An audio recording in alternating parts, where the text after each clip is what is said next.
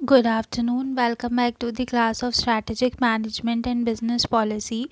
So, today we will discuss the factors that contribute to successful strategic planning or the factors that affect the strategic planning. See, without strategic planning, business can be buffeted by market changes, personal dynamics, economic ups and downs, and even regulatory changes. Take control of your company's future with a strategic plan that can steady the ship even through storms. Strategic planning के बिना जो भी हमारा business है, company है, उसको बहुत सारे चैलेंजेस को फेस करना पड़ सकता है। जैसे जो भी मार्केट में चेंजेस आ रहे हैं और जो भी हमारी वर्क फोर्स में चेंजेस आ रहे हैं, इकोनॉमिक अप डाउन्स हो रहे हैं, एंड इवन जितने भी गवर्नमेंट रेगुलेशंस में चेंजेस आ रहे हैं, ताकि हमारा जो बिज़नेस है वो इन सारी प्रॉब्लम्स को ईज़िली फेस कर सके, so we have to do the strategic planning. Every company needs a vision for its future, and yet too many businesses get so bogged down in their everyday operations that they never develop strategic plans. If you find yourself in this situation, take a deep breath. Strategic planning doesn't have to be time consuming or difficult. In this post, we will look at 5 factors that contribute to successful strategic planning. Her company को एक vision चाहिए होता है अपने future के लिए। बिना किसी विज़न के कोई भी कंपनी वर्क नहीं कर सकती है।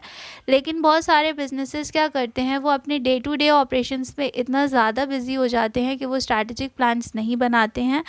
बट स्ट्रैटेजिक प्लानिंग कोई भी टाइम कंज्यूमिंग प्रोसेस नहीं है। Here we will discuss the factors that will contribute to the successful strategic planning. So the first factor is the employee engagement. Too many cooks in the kitchen can spoil a meal. बहुत सारे अगर कुक्स हैं एक particular मील को बना रहे हैं तो वो उसको ख़राब कर सकते हैं।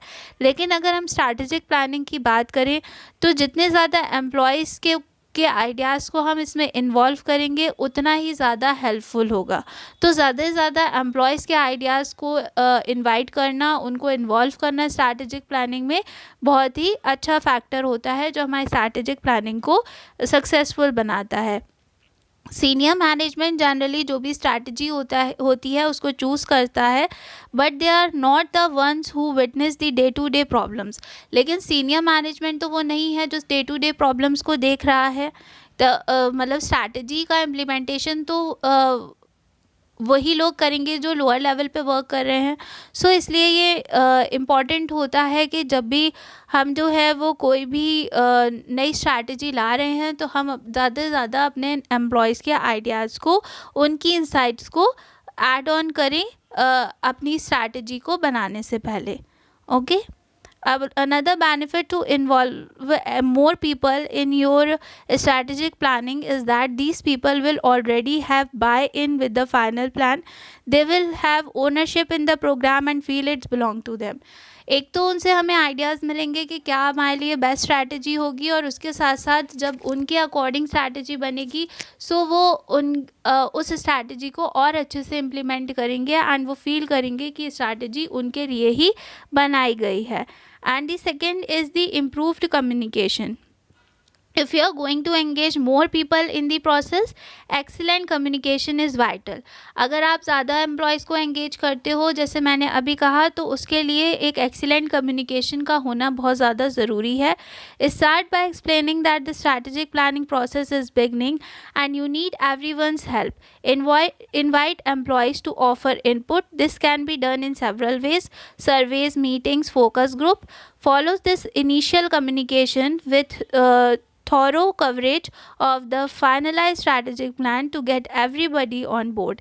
अब जब हमें एम्प्लॉयज़ का एंगेजमेंट करना है तो उसके लिए एक इफ़ेक्टिव कम्युनिकेशन सिस्टम हमें रखना पड़ेगा.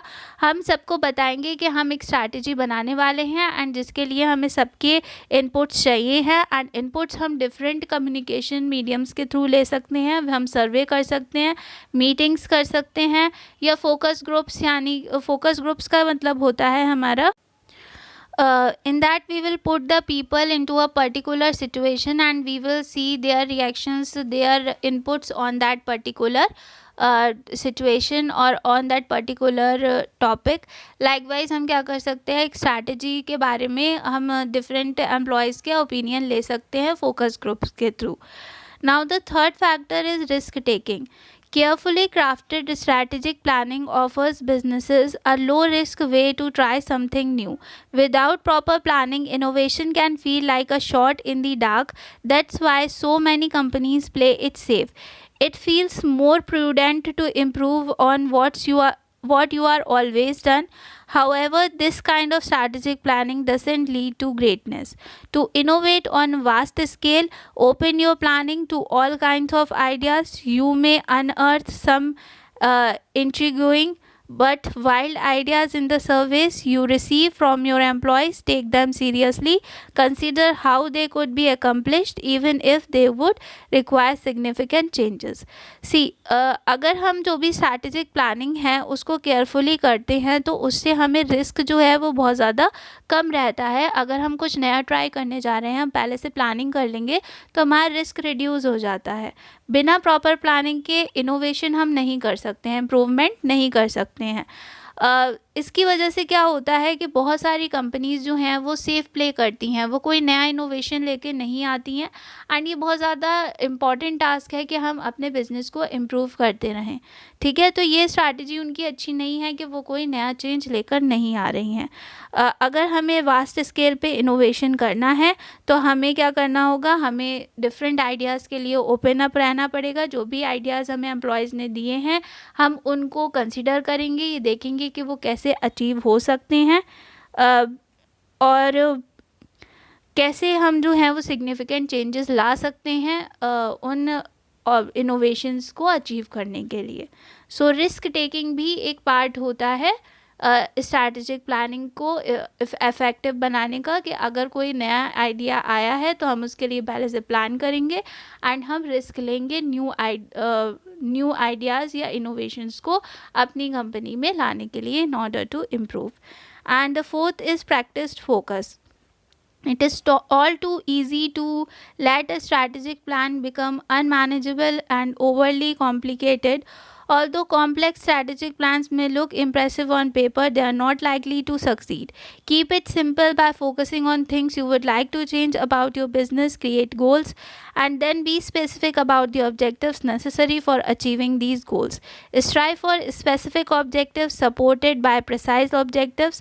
Your managers and employees can readily embrace these goals and give one satisfactory focus. Practice focus का मतलब ये है कि हम बहुत ज़्यादा कॉम्प्लेक्स ऑब्जेक्टिव्स बनाने की कोशिश ना करें जो ऑन पेपर तो इम्प्रेसिव लगें लेकिन वो सक्सीड ना हो पाएँ, हम उन्हें अचीव ना कर सकें। तो हम सिर्फ अपने जो भी स्पेसिफ़िक ऑब्जेक्टिव्स हैं उनको ही बनाते हैं। हमारा ऑब्जेक्टिव बहुत ही ज़्यादा स्पेसिफ़िक होना चाहिए जो हमारे मैनेजर्स और एम्प्लॉयज़ को एक पर्टिकुलर फोकस दे सके कि उनका मेन फोकस क्या है। ज़्यादा कॉम्प्लेक्सिटी लाने की ज़रूरत नहीं होती है इन are objectives. And the last point is thorough implementation.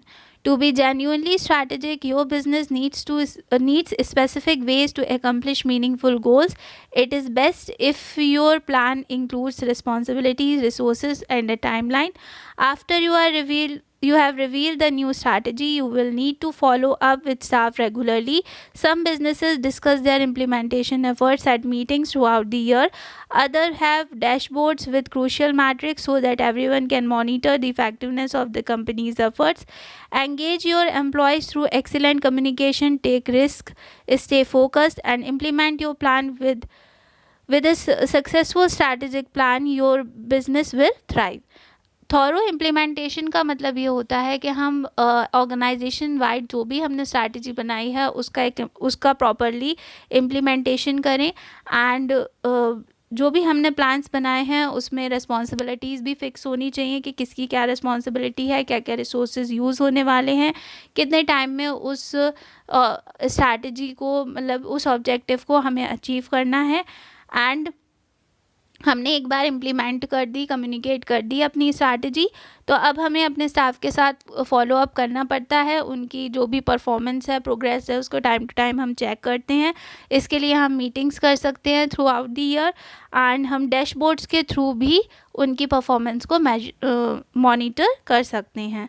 Okay, सो अगर हमें अपनी स्ट्रैटेजीज़ को इफ़ेक्टिव बनाना है, then we should have excellent communication, we should engage our employees, we should take risk, we should stay focused, and also we should implement our plan effectively. In these ways, the strategic plan of our business will be successful and our business will thrive. Okay, that's all for today. Thank you.